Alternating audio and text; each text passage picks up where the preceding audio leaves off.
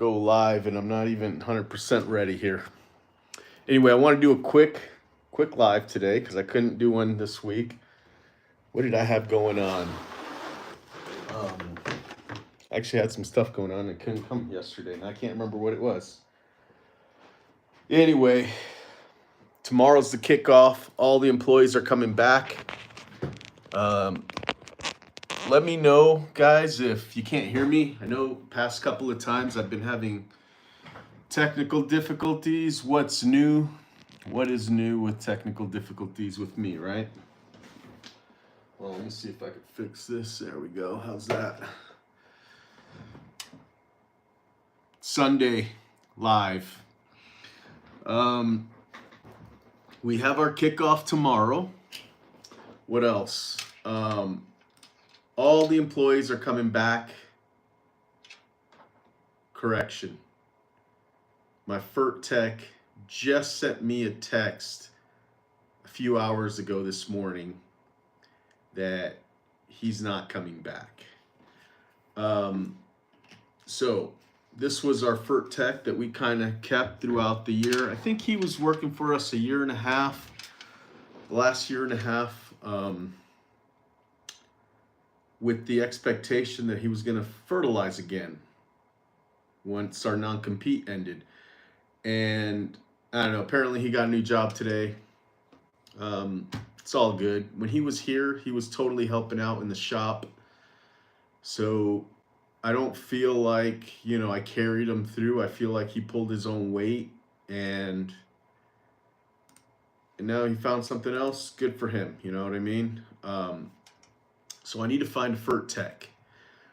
Believe it or not, I've already been looking for a FERT tech because he wasn't communicating with me as much as I wanted.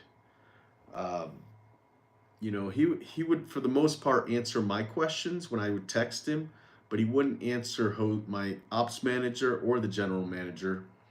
And they were getting really frustrated. So I was like, look, guys, I don't want to intervene because I want you guys to deal with this stuff. If you feel it's a problem, why don't you just start finding somebody just to interview, just in case there is an issue? Because from what I understand, he was coming back, but you guys seem to have different communications with him. He's probably telling you guys more of the truth than with me. So why don't you just keep looking, just in case? Let everybody know that you're talking to, that we have a FERT tech, but we're unsure if he's coming back. Just keep saying that. And they've been saying that, so we do have a few people that we have in contact with. Made no promises, and I'm kind of glad that we went that route because I'm glad we didn't promise anybody, because we actually have more candidates now than we did a couple weeks ago, and there's a lot more options right now. So I'm just kind of, oops, I don't know why I did that. Damn it. All right. Sorry, guys. I'm still setting up here. If anybody has any questions, please let me know. What's up, Cameron? Hey. So the kickoff tomorrow, the annual kickoff. But wait, before we go into that, hopefully everything goes good with the kickoff because it's supposed to snow tomorrow. Now, it snowed today, and everybody went out, and it's my time, 11:35 right now, and we're done. Like, I've already charged all the customers and everything, and that's pretty typical. So even if it does snow tomorrow, I'm hoping that we finish around this time too, because the meeting starts at 11 a.m. So it's going to be at Top Golf. I think that's where everybody wanted to have it. I was actually hoping to have it somewhere cheaper. So believe it or not, I asked everybody in a group thread, where should we have the kickoff this year? And the only person that responded said Top Golf. And I take it as if, since nobody else responded, I feel like that's probably where everybody wanted. So that's where we kept it. But it's almost $2,000. You know what I mean? So I was hoping that we could do something just cheaper. You know what I mean? But it's so worth it, guys. Have everybody show up, have, they get to kind of reconnect, playing a game, Top Golf. And then we also have the conference room where we have the full meeting where everybody's going to show up, and we'll have a, hey, these are the new rules for this year. I'm glad everybody came. Everybody last year did a great job. We're going to have prizes, which, by the way, I've got to go to Best Buy today and get prizes. Oh my heck, I forgot about that. I may go right after this. Ugh. I didn't want to do it last minute, but I guess I have to. So, and if we don't have prizes, I don't know. Maybe we could do cash prizes. I don't know. That could be a hit too. Just hand out $100 bills to people that win on the raffle. That could be good. But yeah, I was planning on spending roughly $1,500 on the prizes. And I usually go to Best Buy and I just look for stuff. I just walk the aisles and I'm like, oh, that's cool, that's cool, that's cool. Try to keep the prizes at about $50 to between 50 and 100. And then I usually do a grand prize for like last year I did an Xbox. I think that was $700, maybe $8. So I may do something like that. Oh, I also did Oculus. I did the Oculus as well. I may have done that one 2 years in a row. Never got any feedback on that. Nobody's ever said, oh, dude, I use the Oculus all the time. My son has an Oculus that I bought for myself one of those same years. I was like, I'll get an Oculus. You know what? I'll get one for myself too. And it sat in my living room for about a year until my son was like, you know what? Can I take that to my room? And I was like, yeah. And so he uses it all the time. We were supposed to go to the movies yesterday, and me and my wife are like, where the heck is our son? She said, will you go knock on his door? Will you go check on him? So, and we were supposed to leave. She texted him like 15 minutes ago, from the time we were going to leave, and he wasn't there. So I went to his room, opened the door, and he's playing Oculus, walking around his room. And I was like, dude. He couldn't hear me, so I whistled really loud, and then he took everything off, and he's like, I go, dude, we're going to go to the movies. We texted you 15 minutes ago. So he uses it all the time, and he really likes it. I guess he has a lot of games. I don't know. But and even then, he doesn't really talk about it. He just, I notice he's playing with it in his room all the time. So he must like it. Tomorrow I'm going to work, Cameron. Sorry, I can't hear. I can't see this. The way that this YouTube is on the screen, I can't read the last word sometimes. It's really annoying. But tomorrow you're going to go to work. That's good. So are we. Well, we've got the kickoff tomorrow, and then we have full schedules. I wouldn't say full schedules, like not all the employees are coming back.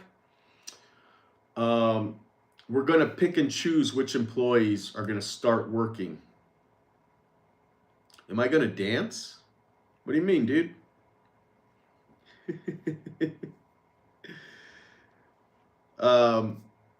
So, like, for example, we've got four people that are going to start week 1 on the yards.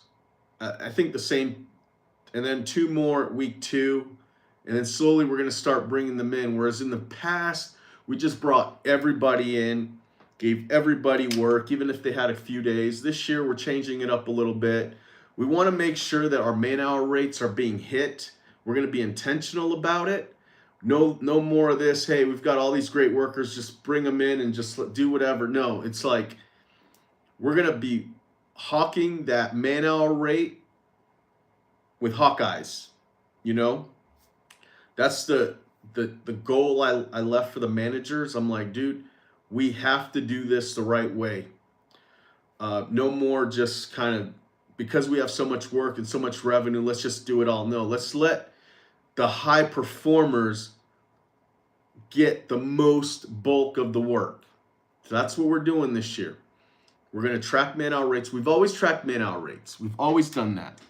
But we've never like held workers accountable. We've never said, hey, you're short on your man hours by this much. So tomorrow, fix it, hit your man hour rates, or you're going to be getting houses taken away from you.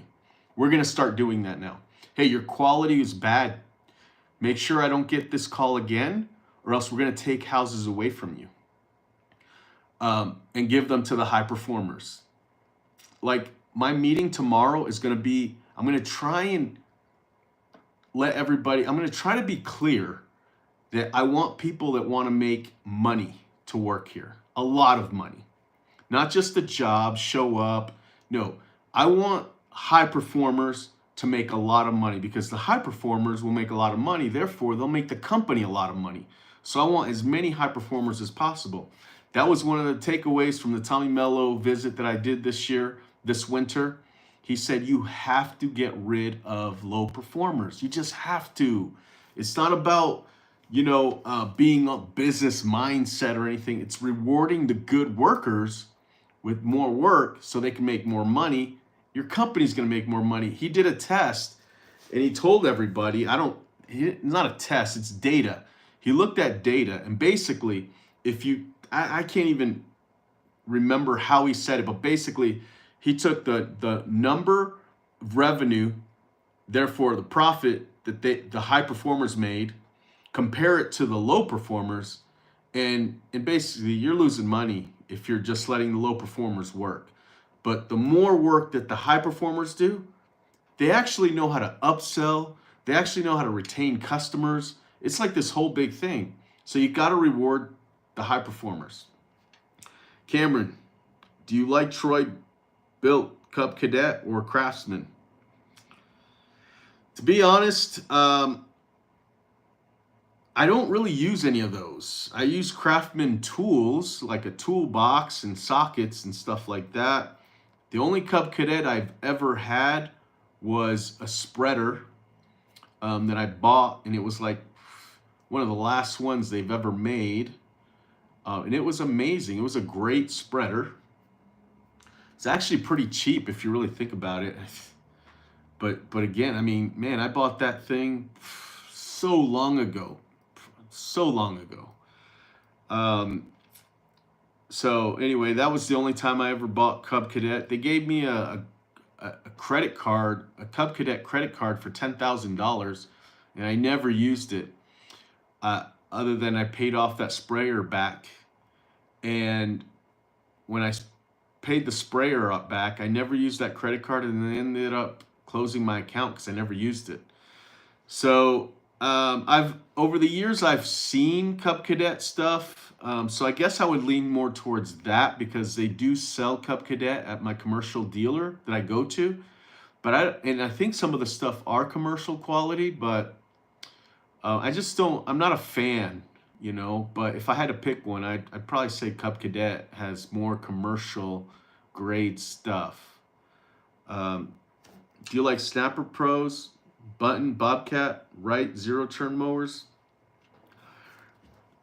Well, if you know me, if you see my stuff, I like Toro grandstands and Ferris grandstands, or well, they call stand-on, what do they call, soft rides? Z1, Z2, Ferris mowers. I like those, and I like Toro. Anything, I've never used any other brands for as far as grandstands. I've used Honda mowers, Toro mowers. I mean, I've probably used a handful of different brands of those like 21-inch mowers, but I lean towards more Toro now. They're just easy to maintain. They have less parts, less mechanical stuff on the handles. It's just easy for commercial use, whereas the Honda mowers, I feel like those actually cut better, they turn better, they're lighter, better quality, but they have too many moving parts up on the handles. And because of that, things break, and then you got downtime. So I'd rather just go with something that's more reliable than gadgety. You know what I mean? So I hope that helps. First, the first commercial mower is a Bunton and a Bobcat zero turn mower. I don't know. I go with the stuff that my dealer sells, that I know that if something breaks, I can get it repaired really fast. And that's kind of what I've used, and that's what I do. So that's kind of where I'm at with equipment. Speaking of equipment, I don't really need any equipment this year. Although we just bought a new sprayer, a fertilizer sprayer, because we're back in business for fertilizing. So I wanted to make sure that we got that going. So that was the first equipment we bought this year. Normally this time every year, I buy like a bunch of equipment, a bunch. But I just feel like I've bought so many, like I have so much stuff already, and we've taken care of it because mostly it was new for the last 2 or 3 years. We've been replacing stuff, like some of the older mowers we've traded in and got trade-in value and bought new ones with it. So we've done that for like 2 years. So now all the stuff, all the grandstand mowers we have are like 1 or 2 years old. We have one grandstand mower that's older, but it's just kind of like backup. We just have it as a backup. It's not even on anybody's truck. Gregory, hey, first time seeing your channel. Looking forward to watching and learning more. Great. Yeah, man, this is the start of the year. This is a great time. I'm going to try to do these every week. I've been doing them all winter. I usually do them on Saturday, but something came up and I can't even remember what the heck it was. Oh, I know what it was. I had somebody coming in my garage to install something, and I had to wait around, and it was just, they were late. I was there all day. It's Saturday. I usually come home early anyway, so by the time they were finished in the garage, I just stayed home. And I don't really like doing these lives at my house. The connection for some reason is bad. I've got my dog, always trying to make noise and stuff like that, so I'd just rather do it at the shop. But yeah, so what else? No new equipment needed. I did tell my ops manager, hey, if you feel like you want to upgrade some trimmers, edgers, 21-inch mowers, let's go for it. But nothing big to start the season. If we need something, let's buy it as needed, not just because we want to be awesome and ready, because we have enough stuff to be awesome and ready. So that's my new kind of thing right now. I don't really want to hire anybody unless I need to, unless I feel the pain that we need to hire somebody. All our employees are coming back except for the fertilizer tech. Even some guys that I kind of told they couldn't really work over the winter, even though they started working winter, but they just weren't winter workers. And I was like, you know what? I'm sorry, man. This isn't for you, man. So I don't know if you're gonna go find another job, but I just can't have you doing snow right now. And so I didn't know if those guys were gonna come back, and I think there was 3 of them. And it's not really hard for me. That's not a hard decision for me, because snow is so important. The snow customers keep our bills paid during the hardest times of the year. I mean, you guys can understand this, right? This is a state where everything in the yard shuts down basically Thanksgiving. Around Thanksgiving, customers don't want to pay a penny for anybody to be on the yard from basically Thanksgiving week to March, the first week of March, which is next week. And even then, that's kind of still a tough sale for the March, really in April. But we have a big loyal customer base that we do the spring wake up, power rake, and aerations for them. And so they let us get on the schedule because there's, they know it could get pretty busy in April. So that keeps us going. You're up north. I'm located in Salt Lake. Well, just south of Salt Lake. Middle of us. Well, I don't know if you're in Utah. Maybe sounds like you're in Utah, maybe. I'm in Utah, just south of Salt Lake, American Fork. Yeah, but we do service parts of Salt Lake County, Cottonwood Heights, and we go all the way down to Mapleton. So we're right in the middle of that. So up north, Cottonwood Heights, down south, Mapleton, and we're right in the middle of both those cities. Middle of the United States, sorry. Okay, cool. Yeah, so when it snows here and gets cold, it shuts down and there's no grass growing. There's nothing. Like there isn't even any leaves because everybody's gotten that taken care of for the most part. So having snow customers that pay and are loyal to pay every year is super important for me. So if I have a worker that is making one of these snow customers feel like this isn't a good service to pay for, I can't have them doing snow. This is for the elite. The elite workers get to do snow here, and so basically we let everybody who has a driver's license that wants to do snow work, and we'll pay them through as long as they're doing a good job, and we basically pay them.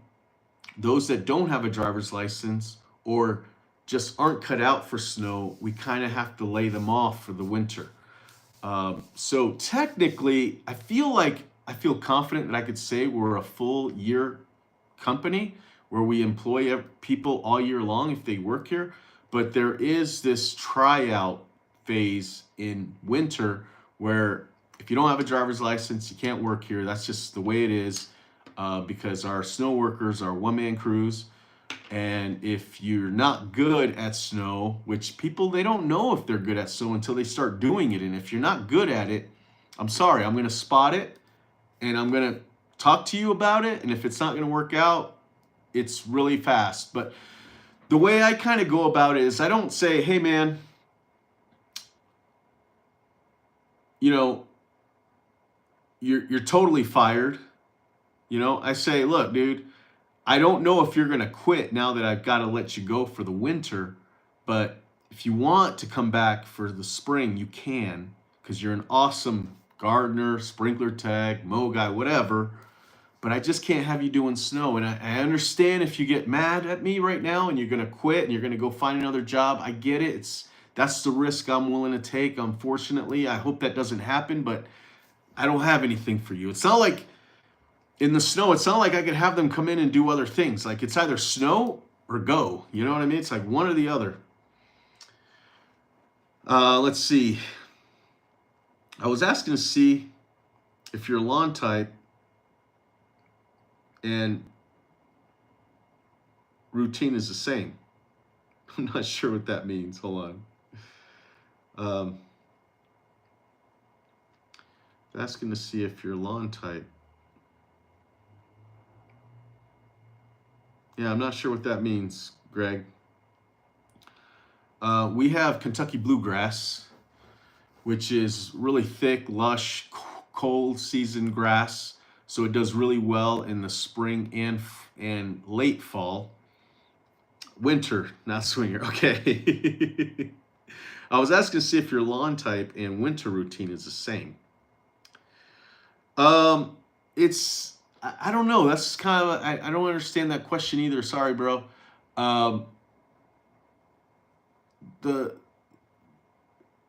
We have workers, one-man crews, and they're given a route, and basically they can keep that route if they do a good job.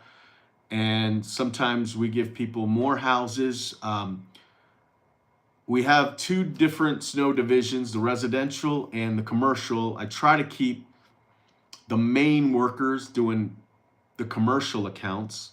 And I kind of have been, this year I've been giving the newer snow people the residentials because all you need is a shovel and salt bags. And it's been working out really great. So, and they don't need the 4-wheel drive trucks to do residential.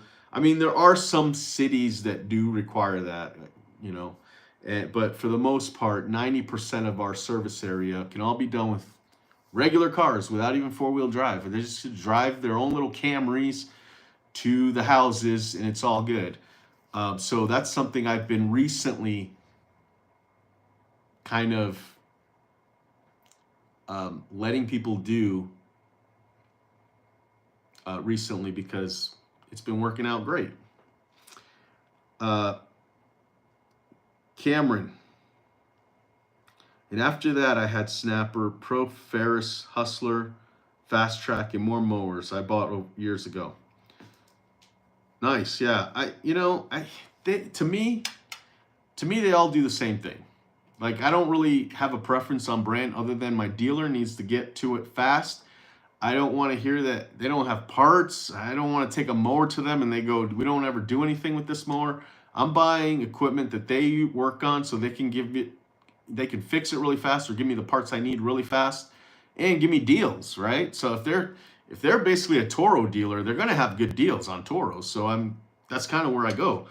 I don't really worry about equipment for the most part. I mean, I'll do a review here and there because those are kind of fun to do. But I honestly, you know, if when we're doing a review and a worker wants to, like, we bought a Ferris mower because we did a review, and the worker that helped me do the review, he absolutely loved the Ferris, so I bought one.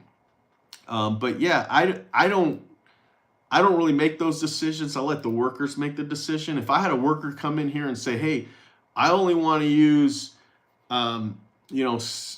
Redman blowers. That's all I want. I don't even, that's all I want. I'm like, dude, are you serious? Like, yeah, those are the best blowers. And if I buy you a Redman blower, are you going to do amazing work? They say, yes. All right, fine. I'll get you a Redman blower.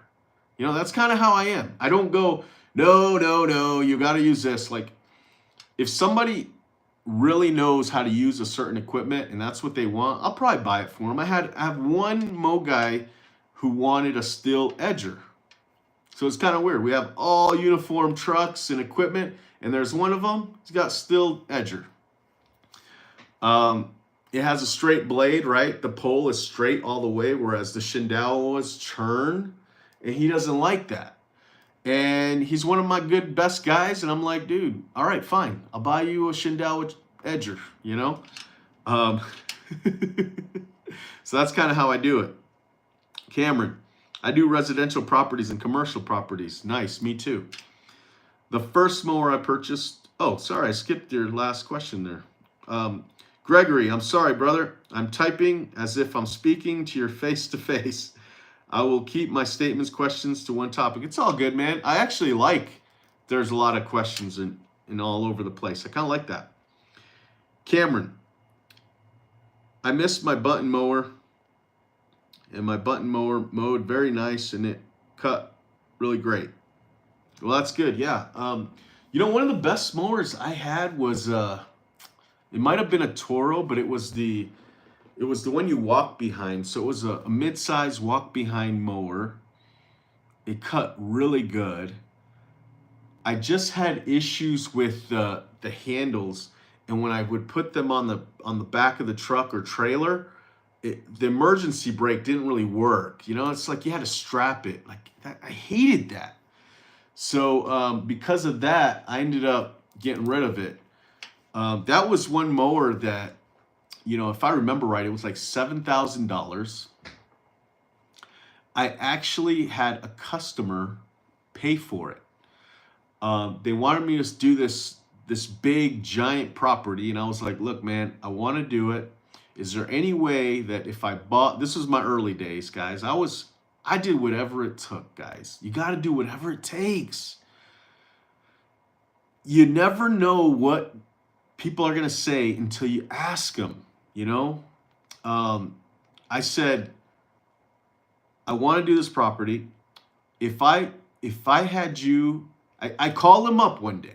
He was in the pool of his family with his family. I could hear them all playing around. He's like, hey, what's going on? And I said, hey, man, I need a favor. And he's like, and I go, you can say no if you want. I'll totally understand. I just figured I would ask. And he said, what's up? And I said, look, man, I want to do your property. I'm going to have issues getting it done in time and all that stuff because I need a wider mower. I need a 52-inch mower. I've priced one out. That's the best price I could find. If you buy it for me basically right now, I'm at the dealership right now. If you buy it for me, I'll credit your account $1,000 more than you paid for this mower just to help me out. He was like, done. Let me get my credit card. And I was right there with the dealer. I passed the phone over to the dealer. He took the phone, he entered the credit card into the computer, and that was done deal, man. That was early days. Obviously, I should have went for a grandstand, but those were such early days that I didn't know which mower was better. You know what I mean? But I got the mower and I used it and it was great. It did the job. The only problem is when I would load it up on the trailer and drive from job to job, it would bounce around in the back unless I tied it up. So speaking on this topic, I'll give you one more story about asking somebody something. So that was a customer. You think that's pretty crazy, right? If you think about it, to ask a customer that. And he did it. Now, here's the thing, guys. Like, I'm pretty good at reading people. You know, like I could kind of tell that I could have called this guy. You know what I mean? It's like it wasn't like I just never talked to him and I just saw a name and I called him and I knew he was a customer. No, I've talked to this customer a few times. We did some work for him. I was, early days, man. So I was there on property with him face to face, talked to him, joked around about stuff. So when I got desperate, I felt like, you know what, I could probably call this guy. And I did, and it worked. And it was great. We used up that credit so damn fast, it's not even funny. You know what I mean? I'm literally, his credit was like $8,000, and we used it up in like 2 weeks, guys. So fast. So anyway, the other story that I was about to tell you was we had another client that we got because, I got this huge account. I got it. And then once I got it, I was like, holy crap, how am I going to do this? You know what I mean? It's so big. We need like 8 people on this property to get this done. It was garden maintenance for a big giant amusement park. Okay. And it was also we had to mow it and it had to be done by 9 a.m. It had to be all completely done. Like on a Monday, 9 a.m. So we had to start like at 6, maybe even, we started as early as possible. We had the keys and everything to get in. So I got the account. I call a dealer that I don't normally work with now. I did back then in the early days. It was a John Deere dealership that was in Salt Lake County. I call up some dude there and I said, look, man, I bought my Lesco mower there, but I'm in a jam right now and I don't know how to ask you, so I'm just gonna ask you. That's what I always tell somebody when I have no other options. I don't know what to do, so I'm just gonna ask you.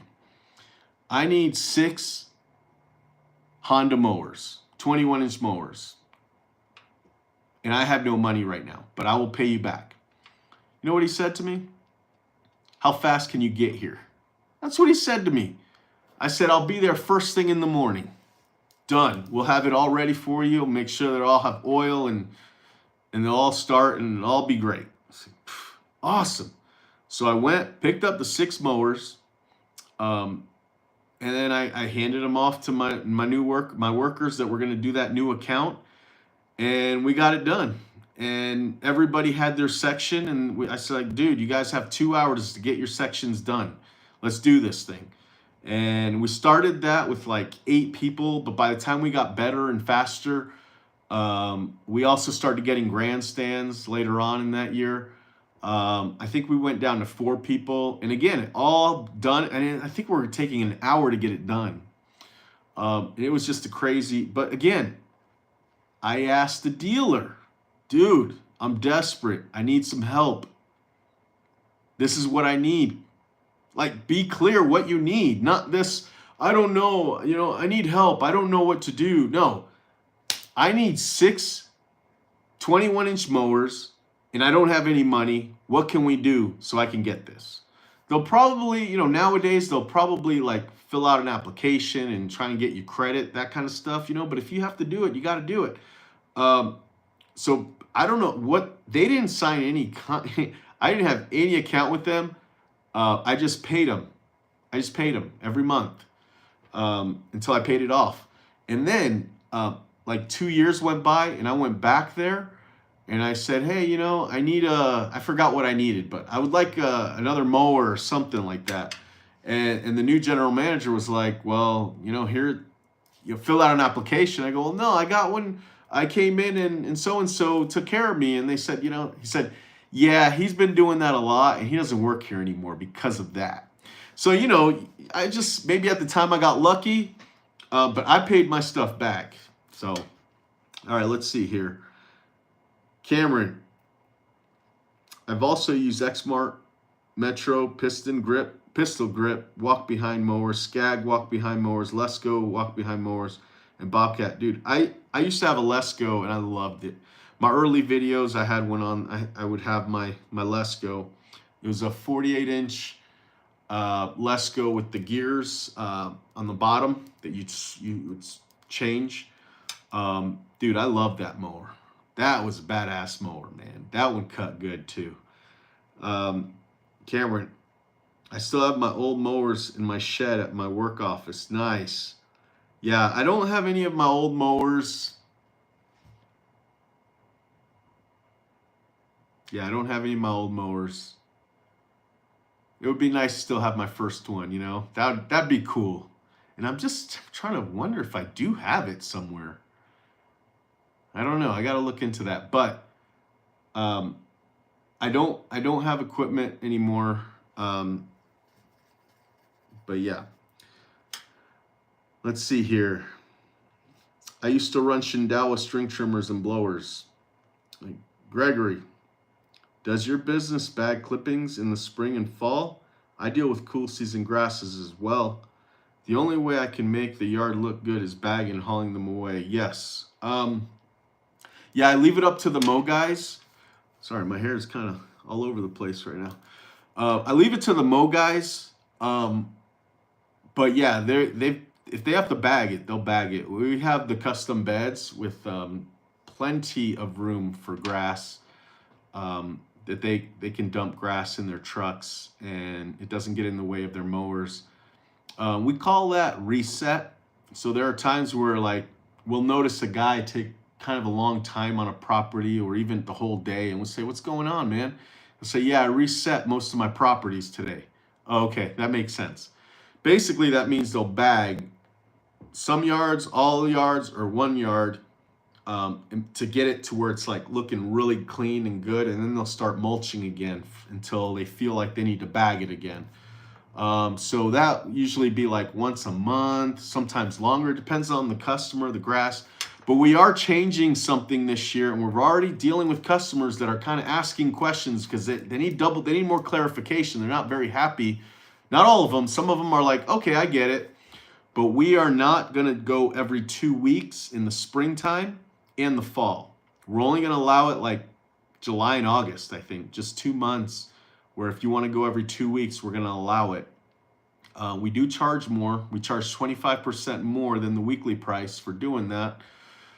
But yeah, that's something that we're not going to allow anymore, and we're going to see how strong and tough we are on that policy because, we've already had good customers say, hey, I don't want to go every 2 weeks. And we're like, it's our new policy. You kind of have to. So we're going to try that out. But yeah, when they go every 2 weeks, you have to bag it. And yes, we are charging more, but it's bad morale for the worker. And it does sometimes take longer than anticipated. Even if it's 25% more time, sometimes you need more time. And, having to walk back to the truck, dump it, walk back to the mower, sometimes it's kind of a pain. So we're just kind of going to try a firm stance on only going weekly until it's summer, like the real heat of summer. Cameron, I still have my Exmark Metro, but it's not working right. I gotta fix the engine soon. Yeah, dude, season's about to start. My Exmart Metro has a 48-inch mower. Is a 48-inch mower. Nice. New mowers I purchase is a Husqvarna zero-turn mower and a Skag zero-turn mower. I know what a Husqvarna is. I just haven't said that word in a long time. I used to buy, what was it? Husqvarna, I want to say chainsaws. We used to buy chainsaws from them all the time. My Lesco walk-behind mower was a 32-inch. Yeah, you know, that was another thing. My early days, I bought a 36-inch walk-behind mower, and I was so disappointed in it. I was so disappointed. I felt at the time that it was basically like a 21-inch mower. You know what I mean? It was just like the lines were so small. I was like, dude, I paid so much money for this mower, and I could have. I think what happened was I got a 36-inch Toro grandstand at the time, back then, my early days. Because remember, I used to work with a 48-inch Lesco mower and just making those crazy big lines, you know what I mean? And then I bought a 36-inch Toro grandstand, and it looked like it was a 21-inch mower, the way the lines were. And I was like, dude, I gotta like do like 3 lines for like one 48-inch Lesco line, you know what I mean? It's probably not true, but that's how I felt. And so I was so disappointed. I sold it or traded it, or I got rid of it somehow. But nowadays, I only have 36-inch grandstands. Isn't that hilarious? Well, the thing is, dude, I used to love like walking all day. You know, I used to love that. And over the, you know, but I know that it could get tiring, you know, to have a job and have to do that. Like it was my business. I was just enjoying every moment of it. And but some of the workers, you know, they were like a grandstand. I'd like something I could just stand on and not walk all day. That makes sense. So then I started getting the grandstands, and then I was getting the 48-inch mowers, but the problem was they couldn't get in all the gates. So that's when they were like, hey man, can we get a 36-inch? And so I started buying 36-inch, and now they get in all the gates, and it's perfect. And it's small, so it actually works out because we got like this new service area that we're in.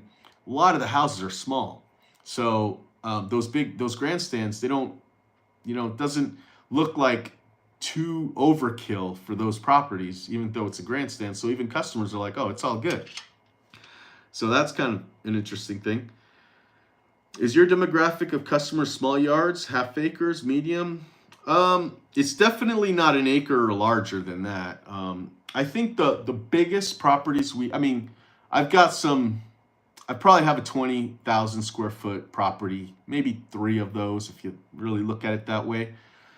But for the most part, I believe my average, if I looked it up, was 5,800 square feet. I think last time I checked, that was our average. I don't know what it is now.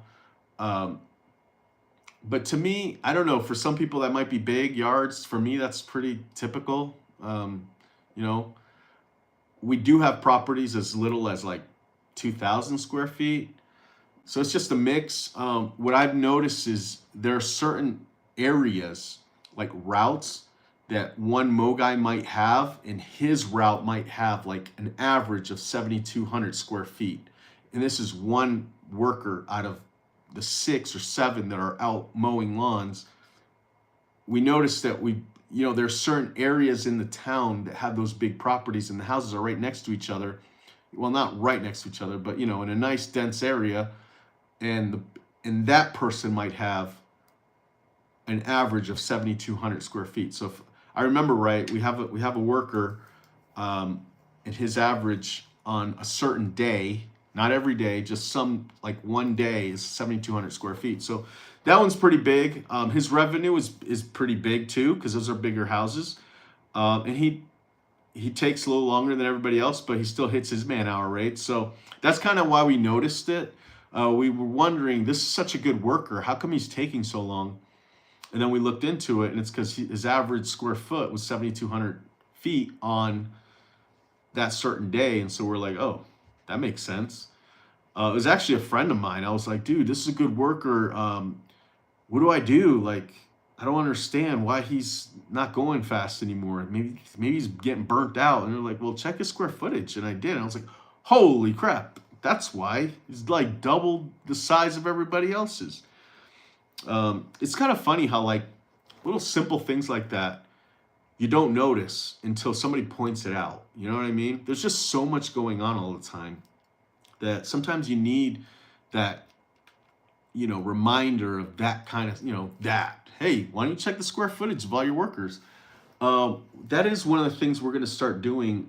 There is something else that reminded me of something, but I just can't remember what. But we're gonna start tracking. We're gonna start tracking something, and I forgot what it is, but it's something to do with square foot, the time they're taking, which we've always tracked that. So I don't remember what it is, but it's something like that. Cameron, my Let's Go Walk Behind mower still works, but I got to change the oil on that mower soon. Yeah, I think we do automatic checks every 3 weeks, I think. What we do is we engrave with like a blade on the oil filter the date that we changed it. The date that we put that on, we engrave it on it with a knife. I think we used to use a marker, but the marker started, when we washed the mower, it would sometimes take it off. So we started scraping it in with the blade, and it's been working really great. That way, we always have, there's a couple of shop guys, and one of them is kind of in charge of checking that. So they do a great job. But guys, I gotta cut this one a little short. It is Sunday. I gotta get home soon. I don't normally come in like this, but it was a snow day this morning. So I dealt with that, and I gotta be honest, man, I was so happy the way the snow went today. We had a truck that the spreader, the fuse went out on the spreader, and my ops manager coordinated with the guy early in the morning right when he found out. They met, fixed it really fast, and they got back going. Both guys started going again, because my ops manager also does snow clearing. He doesn't just wait around the shop waiting for people to have problems. No, he plows snow, and then when there's an issue, he'll stop and he'll go fix it, and then he'll go back to it. So it works out great, and he also coordinates. So if he does have to leave the snow routes for a while, he's got a couple of guys that they take over his routes, and it just works perfectly. And today was no exception. Don't know if you're listening, Jose, but you did an awesome job today. I hope I texted you. I think I sent you a text telling you today was awesome, but I did put my phone on airplane mode, so I don't know if you got that or if you got back to me yet. But anyway, I've got a couple of questions here. I bought my new Stihl FS 94R string trimmer last year in 2023, and I also purchased Stihl FS RX Weed Eater. Nice. So one of the things I notice Stihl, like when you run them hard, I think you can get like 2 years out of them. I know that you could probably get way more. All right, that's just me and my company, the way that we run them hard, and maybe after a while they start breaking and we just kind of get rid of them. But for me, they last about 2 years, because once you start with me, again, this is me, not you. You maintain your own equipment, you probably get 10 years out of it. Awesome. We don't do that. We just run them hard. And then one of the things that I notice is that when you start changing like parts of the, I can't even think of the mower parts, but once you start changing pieces of the small engine, it just kind of always has problems. You know what I mean? It's just something here and there always keeps happening. So once they start having to change something big, not just a spark plug, but something's wrong with the engine, we usually get rid of it just so that we don't have any downtime. That's one of the things that I'm really big on here. I got to get ready to go back home because I've been so busy on my computer. Right on. Gregory, thank you for taking the time to look forward to seeing and learning more from you. Thanks, man. Yeah, this should be fun this year. Cameron, I also bought an Echo and a Stihl 800 blower. I also bought a Husqvarna backpack blower. Nice. Well, it seems like you're buying a lot of equipment. You must have a lot of work. At some point, I'd like to know more about that. But I do need to go, guys. I need to eat too. I'm pretty hungry. But anyway, I just wanted to hop on here really fast, and it's already been almost an hour. So I'm just cutting it short right now because I got to head out. But thanks for being there, guys. Appreciate you. Talk to you later.